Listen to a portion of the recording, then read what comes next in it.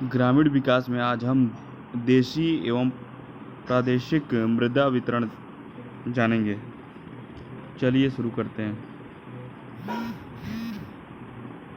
मृदा शब्द की उत्पत्ति लैटिन भाषा के शब्द सोलम से प्राप्त हुई है, जिसका अर्थ होता है फर्श। यह पृथ्वी को एक पतले आवरण के रूप में ढके रहती है। जल और वायु उपयुक्त मात्रा के मिश्रण से पौधे को यांत्रिक अवलंब और आंशिक आजीविका प्रदान करती है। मृदा का उचित अनुपात और भरपूर मात्रा में पोषक तत्वों की आपूर्ति का आनुवंशिक गुण मृदा उर्वरता कहलाता है, जबकि एक निश्चित प्रबंधन के तहत मृदा में फसल उत्पन्न करने की क्षमता मृदा उत्पादकता कहलाती है, जिसे उत्पादन में व्यक्त किया जाता है। 19 फरवरी 2015 को राजस्थान के सूरतगढ़ से मिट्टी की खराब होती गुणवत्ता की जांच के लिए कृषि उत्पादकता को बढ़ाने हेतु मृदा स्वास्थ्य कार्ड योजना प्रारंभ किया गया। इसका ध्येय वाक्य स्वस्थ धरा खेत हरा था। प्रत्येक 3 वर्ष पर कार्ड का नवीनीकरण होगा। 1953 में राष्ट्रीय स्तर पर मृदा संरक्षण कार्यों के संचालन के लिए केंद्रीय मृदा संरक्षण बोर्ड का गठन किया गया था। संयुक्त राष्ट्र संघ द्वारा वर्ष 2015 को अंतर्राष्ट्रीय मृदा वर्ष घोषित किया गया। अंतर्राष्ट्रीय मृदा वर्ष किस वर्ष को घोषित किया? सन 2015 में। इसका उद्देश्य मृदा के महत्व की दिशा में जागरूकता प्रदान करना था। परीक्षा उपयोगी महत्वपूर्ण तथ्य।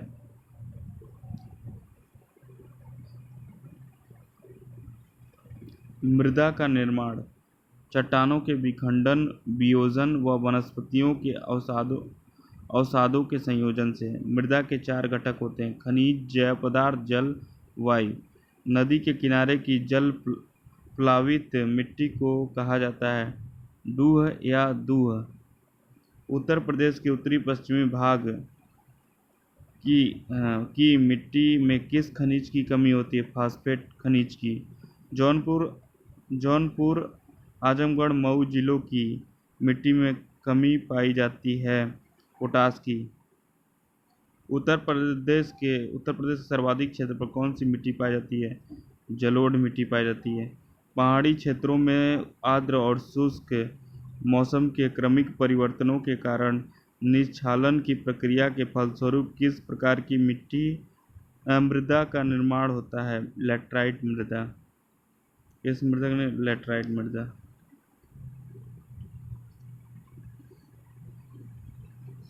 ग्रेनाइट, नीस, शिस्ट आदि खनिजों से किस प्रकार की मृदा का निर्माण होता है? लाल मृदा।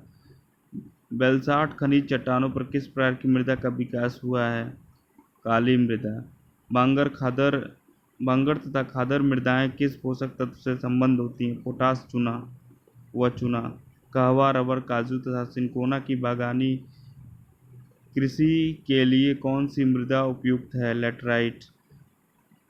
मृदा के संगठन में कार्बनिक पदार्थों की मात्रा कितनी पाई जाती है? 5 से 10%। पौधे की वृद्धि समानतः किस मृदा पीएच मान के मध्य होता है? 6 से 7.5 के मध्य। मृदा में खनिज पदार्थ की मात्रा कितनी पाई जाती है? 40 से 45%। किस प्रकार का मृदा जल पौधों के पोषण दृष्टिकोण से उपयोगी होता है? कोशिका जल। किस प्रकार की मृदा में खनिज पदार्थों की मात्रा सर्वाधिक पाई जाती है? पीट मृदा। भारतीय कृषि अनुसंधान परिषद ने भारत की मिट्टियों को 8 वर्गों में बांटा है। कितने वर्गों में? 8 वर्गों में बांटा है भारतीय कृषि अनुसंधान। पहला, जलोढ़ मिट्टी, काली मिट्टी, लाल एवं पीली मिट्टी, लैटराइट मिट्टी, पर्वतीय मिट्टी, मरुस्थलीय मिट्टी, लवणीय मिट्टी, पीट और जैविक मिट्टी। चलिए पहला देखते हैं, जलोढ़ मिट्टी। भारत में भारत के कुल भौगोलिक क्षेत्रफल के 43.4% भाग पर मिट्टी का फैलाव है। भारत में इस मिट्टी के दो प्रमुख क्षेत्र हैं, उत्तर का विशाल मैदान एवं तटीय मैदान। इसके अलावा नदियों की घाटियों एवं डेल्टाई भाग में भी यह मिट्टी पाई जाती है। इस मिट्टी का निर्माण नदियों द्वारा लाए गए तलछट के निक्षेपण से हुआ है। इस प्रकार यह एक अक्षेत्रीय मिट्टी है। इस मिट्टी में नाइट्रोजन, फास्फोरस, ह्यूमस की कमी होती है, परंतु इस मिट्टी में पोटाश, चूने का अंश पर्याप्त होता है। यह मिट्टी धान, गन्ना, तिलहन, गेहूं आदि फसलों के लिए उपयुक्त है।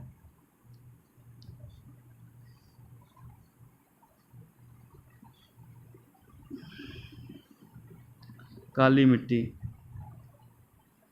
काली मिट्टी इस मिट्टी का निर्माण बेलसाट चट्टानों के अपरदन से हुआ है। किस चट्टानों से? बेलसाट चट्टानों के अपरदन से हुआ। यह काली कपास मिट्टी रेगून के नाम से भी जाना जाता है। यह मिट्टी कपास की खेती के लिए विख्यात है।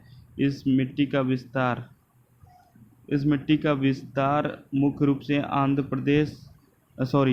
से महाराष्ट्र, दक्षिण पूर्वी गुजरात, पश्चिमी मध्य प्रदेश, उत्तरी कर्नाटक, उत्तरी आंध्र प्रदेश, उत्तर पश्चिम तमिलनाडु एवं दक्षिण पूर्वी राजस्थान में है। इस मृदा का निर्माण लावा पदार्थों के विखंडन से हुआ है। इसके काला होने का मुख्य कारण इसमें लोहा एवं एल्युमिनियम के टिटानिफेरस मैग्नेटाइट यौगिक आदि की उपस्थिति होती है। यह मिट्टी काफ़ी उपजाऊ एवं इसकी जलधारा क्षमता भी अधिक होती है। इस मिट्टी में लोहा, एल्युमिनियम, मैग्नीशियम एवं चूने की अधिकता होती है, परंतु नाइट्रोजन, फास्फोरस एवं जैविक पदार्थों की कमी होती है। यह एक क्षेत्रीय मिट्टी है। इस मिट्टी का सर्वाधिक विस्तार महाराष्ट्र राज्य में है।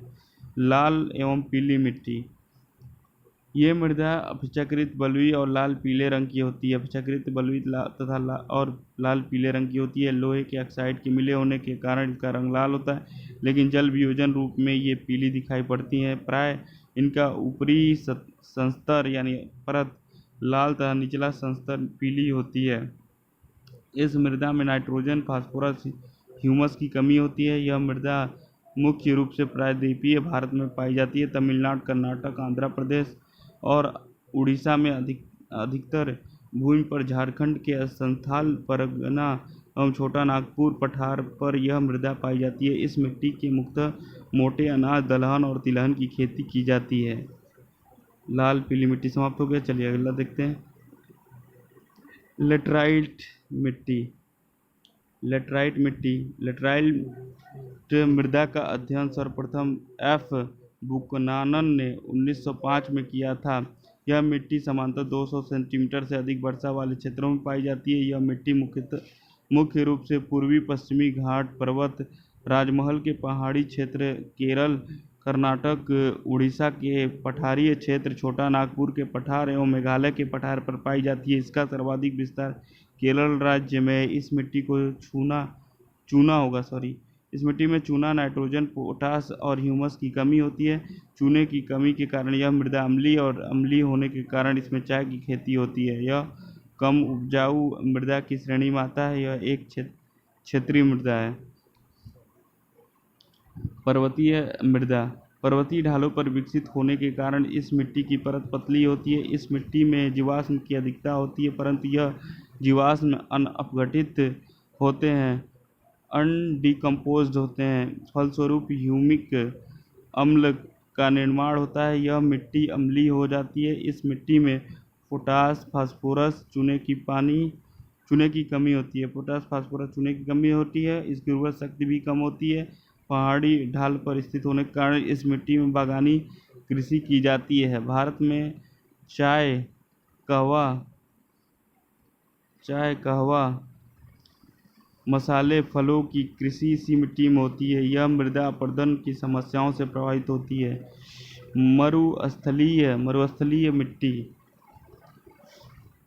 यह वास्तव में बलुई मिट्टी है। इसमें लोहा एवं फास्फोरस पर्याप्त मात्रा में होता है, परंतु नाइट्रोजन एवं ह्यूमस की कमी होती है। एक अनुर्वर मृदा है।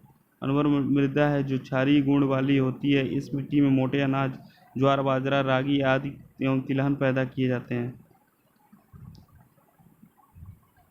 लवणीय मिट्टी, इस मिट्टी को रह ऊसर या कल्लर के नाम से भी जाना जाता है। इस मृदा का विकास मुख्य रूप से वैसे क्षेत्रों में हुआ है जहाँ शुष्क जलवायु पाई जाती है एवं जल निकास की समुचित व्यवस्था का अभाव है। ऐसी स्थिति में कोशिका कर्षण कैपिलरी एक्शन की क्रिया द्वारा सोडियम कैल्शियम मैग्नीशियम के लवण मृदा के ऊपरी सतह पर निक्षेपित हो जाते हैं। फलस्वरूप मृदा के लवण की मात्रा काफ़ी बढ़ जाती है। समुद्र तटीय क्षेत्रों में उच्च ज्वार के समय नमकीन जल के भूमि पर फैल जाने से भी इस मृदा का निर्माण होता है। इस मृदा में नाइट्रोजन और चूने की कमी होती है। इस मृदा में नारियल के पेड़ बहुतायत संख्या में मिलते हैं। पीट या जैविक मृदा, दलदली क्षेत्रों में काफ़ी अधिक मात्रा में जैविक पदार्थों के जमा हो जाने से इस मिट्टी का निर्माण होता है। यह मिट्टी काली भारी एवं हल्की अम्लीय होती है। यह मिट्टी मुख्यतः केरल के अल्पुझा जिला, उत्तराखंड के अल्मोड़ा सुंदरवन डेल्टा एवं अन्य निचली डेल्टाई क्षेत्रों में पाई जाती है।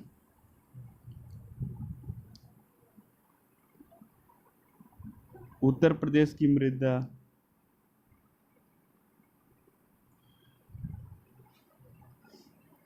उत्तर प्रदेश में मिट्टियों की वैज्ञानिक विश्लेषण एवं प्रोफेसर वाडिया कृष्णन और मुखर्जी के अध्ययनों के आधार पर निम्नलिखित भागों में बांटा गया है। दक्षिण के पठार की प्राचीन देवदार और विंध्यन शैलियाँ मिट्टियाँ, गंगा के विशाल मैदान की नूतन और उपनूतन मिट्टियाँ। दक्षिण के पठार की मिट्टी पठार को बुंदेलखंड तथा बघेलखंड के नाम से पुकारा जाता है। यहाँ प्री कैम्ब्रियन युग की चट्टानों का बाहुल्य है। यहाँ की मिट्टियों को बुंदेलखंडी मिट्टियाँ कहा जाता है, जिसमें अनेक औद्योगिक एवं रासायनिक परिवर्तनों के कारण भिन्नता आ जाती है। अतः इन्हें मोटा मांड कांवड़ तथा परवा राकड़ तथा रेगून आदि नामों से पुकारा जाता है। मांड मिट्टी, पहला मांड मिट्टी, यह मिट्टी काली मिट्टी तथा रेगून के समान चिकनी होती है। इसमें 60% सिलिकेट, 15% लोहा, 25% एल्युमिनियम का मिश्रण होता है। किस चीज़ का? सिलिकेट का, लोहा का और एल्युमिनियम का मिश्रण होता है। वर्षा ऋतु में यह मिट्टी गोंद या माड़ के समान चिपी हो जाती है। इस मिट्टी पर कृषि कार्य दुर्लभ है। यह मिट्टी उत्तर प्रदेश की पश्चिमी सीमा के जिलों में पाई जाती है।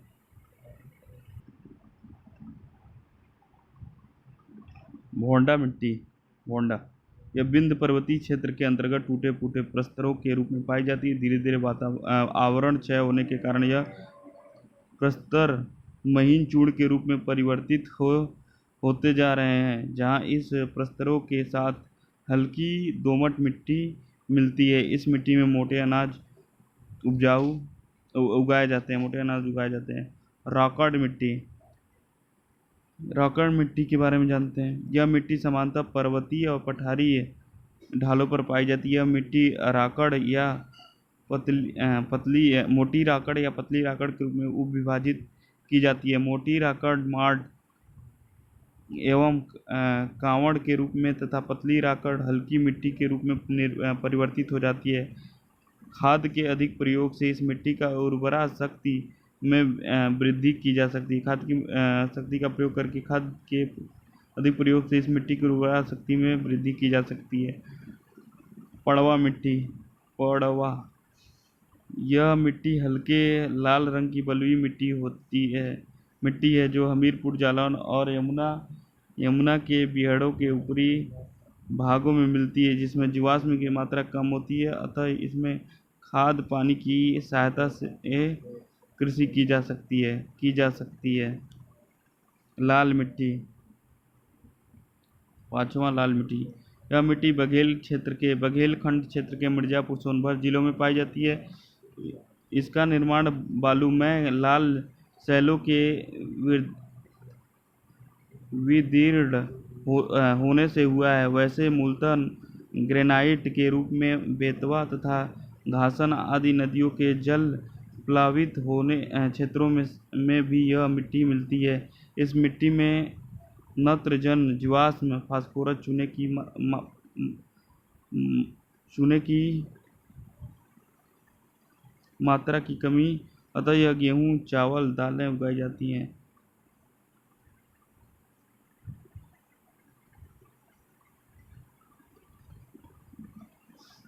चलिए लास्ट टॉपिक देखते हैं, गंगा के विशाल मैदान की मिट्टियाँ। चलिए देखते हैं, उत्तर प्रदेश के इस विशाल मैदानी भाग में जलोढ़ व काप मिट्टियाँ पाई जाती हैं। जलोढ़ मिट्टी को नवीनतम एवं प्राचीनता के आधार पर दो भागों में विभक्त किया जा सकता है। पहला, बांगर मिट्टी अथवा पुरानी काप मिट्टी, खादर अथवा कछार अथवा नूतन काप मिट्टी। पहले देखेंगे बांगर मिट्टी तथा पुरातन काप मिट्टी। यह मिट्टी उन मैदानी भागों में पाई जाती है जो ऊंचे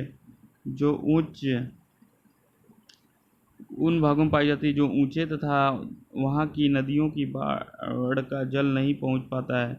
इसे राज्य के पूर्वी भाग में उपरहार मिट्टी भी कहते हैं। इस मिट्टी के क्षेत्र में कंकड़ तथा कठोर मिट्टी के टीले भी मिलते हैं। बांगर मिट्टी के क्षेत्र में मिट्टियाँ परिपक्व तथा अधिक गहरी होती हैं। इन्हें दोमट मटियार, बलुई दोमट मटियार, दोमट या बूद आदि नामों से भी पुकारा जाता है। आदिकाल से निरंतर कृषि उपयोग में आने के कारण इसकी उर्वरा शक्ति क्षीण हो गई है, क्योंकि आवरण के फलस्वरूप इस मिट्टी की ऊपरी सतह कटकर अलग हो जाती है तथा संयंत्र कंकड़ीली तथा रेहयुक्त मिट्टी की दृष्टिगोचर होती है। चलिए आगे देखते हैं, खादर या कछार अथवा नूतन काप मिट्टी। यह मिट्टी नदियों के बाढ़ के मैदान में पाई जाती है। नूतन काप मिट्टी हल्के हरे रंग वाली, छिद्र युक्त, महीन कणों वाली तथा बांगर की अपेक्षा अधिक जल शक्ति धारण करने की क्षमता होती है। इस मिट्टी में चूना, पोटास, मैग्नीशियम तथा जीवाश्मों की मात्रा अधिक होती है। इन्हें बलुआ, सिल्ट बलुआ, दोमट मटियार तथा मटियार दोमट आदि नामों से भी पुकारा जाता है। इस मिट्टी की उर्वरा शक्ति अधिक होती है, अतः इसमें खाद देने की आवश्यकता नहीं पड़ती है। हल्की खादर मिट्टियों की परतें अधिक गहराई तक निक्षेपित नहीं होती हैं, फिर भी नदियों द्वारा बहाकर लाए गए नवीन अवसादी पदार्थों से निर्मित होने के कारण इसकी उर्वरा शक्ति अधिक होती है तथा इसमें खाद देने की आवश्यकता नहीं पड़ती है। गंगा, यमुना व उसकी सहायक नदियों के बाढ़ वाले क्षेत्रों में प्लीस्टोसीन युग में निर्मित बलुई मिट्टी के 10 से 20 फीट ऊंचे टीलों को भूड कहते हैं। भूड की मिट्टी वास्तविक रूप से केवल बलुई न होकर हल्की दोमट मिश्रित बलुई मिट्टी होती है। इस तरह हमारा ये लेक्चर समाप्त हुआ।